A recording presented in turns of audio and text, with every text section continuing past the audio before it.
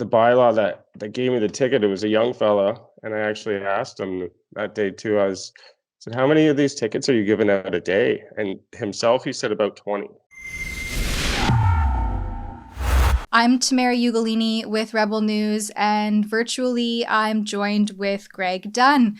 Now, Greg, you were fined in the summer. So on June 6th, you were fined on Sauble Beach. Sauble Beach is in the South Bruce Peninsula, so that's Bruce County. And you were simply going about riding your bike, taking some photos as the sun set. So what was your response like when you were approached by police as a single man riding your bike on the beach?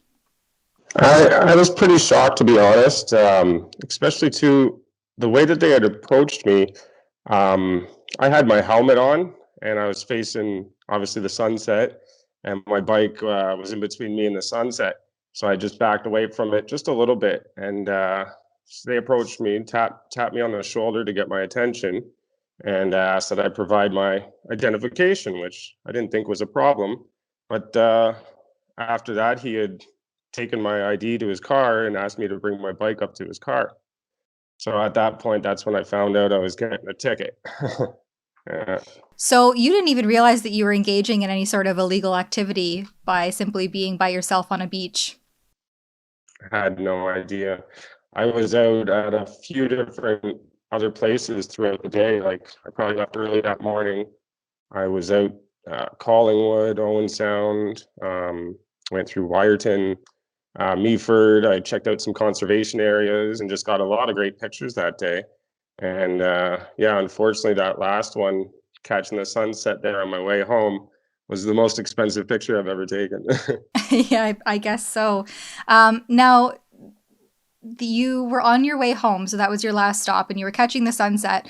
So what does that mean for you as a guy on a bike navigating, potentially back roads? Well, what bothered me about it was that it took so long. Like I was only planning on being there for about 10, 15 minutes, but with them having to do all their paperwork and whatever protocol that they have, it ended up taking almost 45 minutes to an hour, I'd say. So that meant the rest of my bike ride home was at night in the dark, which I'd always try not to do so because there's quite a bit of wildlife and even just the bugs. The bugs get really bad at night. Hmm. So that forced you into an unfortunate position to be when you are having to navigate now getting home in the dark on a bike. Yeah, quite a few kilometers away too. Yeah.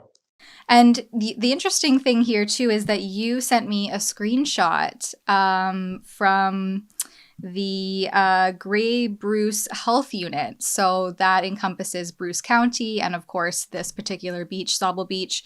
And on that particular, or previous to this particular day, so you were fined June 6th, and now the screenshot that you shared with me states that on Thursday, May 28th, the medical officer of health for Grey Bruce Health Unit rescinded all beach closures for Bruce County.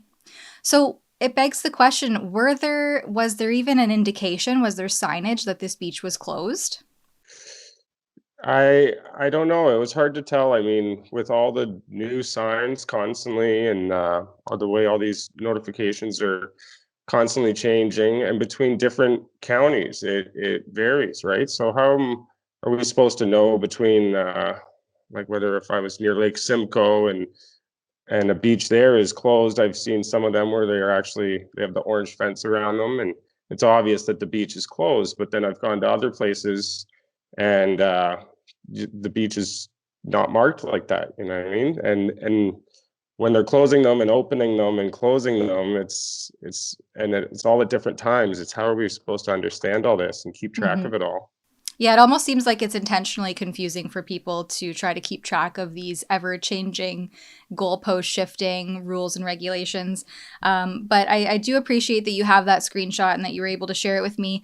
And I wasn't able to find that specifically, but of course you have the screenshot, so it was up at some point on the health unit website. What I did find in Bruce County is that they state clearly, and under their COVID-19 response and recovery, that they're following the provincial framework and the advice of Grey Bruce public health officials. So it would stand to reason that if at the time in May that they were still following the Grey Bruce health officials' advice, that order would have been rescinded May 28th, and yet you were fined on June 6th. Can you make sense of that?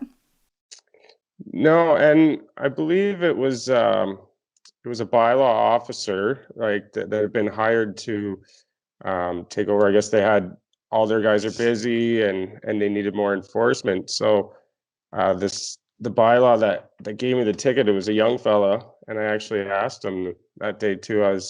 Said, how many of these tickets are you giving out a day? And himself, he said about 20. So I was Wow. Yeah, blown away by that. Yeah.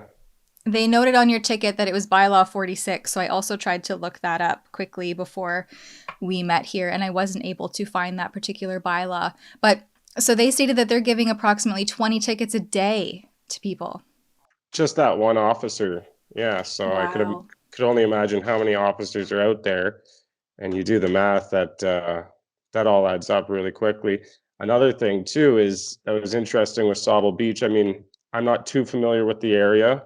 I know they've got this really nice metal sign that when I first got there, I took a few pictures of my bike with the sign behind it, and you used to be able to go and actually park your vehicle on sand was a parking lot, and the beach was beyond that. And but now I guess the water levels have risen, so the beach is actually underwater, and the parking lot is now the beach. Hmm. So what they also threatened to give me a motorized vehicle on a beach ticket when they were handing me the $880 ticket for being on a beach that's closed. He was stating that he could also give me that vehicle ticket, and that would be over $2,000 or something. So I was like, between those two tickets added up, that's almost the value of my bike. Like, Yeah, and I mean, without Rebel's help, what would you do with this fine? I I would definitely not be able to pay it. Um, I mean, if it was something, let's say like $100 ticket, where it just wouldn't make sense to take the day off to even go to court, I would have just paid it. But yeah, something so ridiculous. Just the cost is uh, not understandable. I don't get it. Well, and it sounds like it's the principle here as well that there's a single guy riding a bike trying to get some photos at, optimal time at sunset, and is met with an $880 fine. And this is supposed to be for your own safety, right? Yeah, Which yeah. then puts you in an unsafe situation when you're riding your bike home in the dark, which is something that you try to avoid out of safety concern. I know, right? And all of this is over COVID, obviously. Both officers that I dealt with there were not masked and not wearing gloves. So when he approached me, he like I couldn't hear him. He had to tap me on the shoulder and then take my ID. So I didn't see them using any sanitizer, gloves, or PPE. And yeah, like right across, there's a main strip there, and there's the beach on one side, and on the other side of the strip, there's a few little shops, like an ice cream shop, or you can go and buy a beaver tail, or a few little places like that. And yeah, the sidewalk was packed with people. They're all just moving around. No one was allowed to stop and sit. But yeah, there's people congregating on the other side of the street. And here I was by myself. Mhm. So after I described that to my dad, and he told me, he's like, yeah, basically, it sounds like you got ambushed. Like they're sitting there with this trap of a beach, just waiting to throw tickets at people. Mhm, and potentially not even a trap of a beach. I mean, if this order was rescinded on the 28th, if that holds true, sounds like the beach was free reign. And and of course, the police officer would have had to have come within 6 feet of you to tap you on the shoulder. So Yeah. Hmm. there continues the hypocrisy of the new normal. I get it. And yeah, I saw people too, like traveling on the beach, let's say like they were walking or jogging or had their pet out, to stay away from the people that are congregating on the sidewalk where you would normally uh, travel. But yeah, if it was just a matter that I had stopped and like parked my bike for a matter of a minute to grab like 1 or 2 pictures. I only got one picture of it there, and then I was dealing with those guys. And was your picture worthwhile? It was a nice picture, yeah. Good. I I'm gotta glad to get a hear that. better camera. I'm glad to hear that your photo turned out well. Greg, thank you so much for joining me here on the Rebel platform. Obviously, you've submitted your fine to our Fight the Fines campaign, so you fall into our portal there. Do you have anything to say about that initiative that we've started? I just want to say thank you very much. I'm glad and lucky to find you guys there. My dad put me onto you guys and suggested that I try it. And yeah, without you guys, don't know how us normal people would sort of be given our voice. It's Mm-hmm. yeah, it's pretty impressive what you guys are taking care of.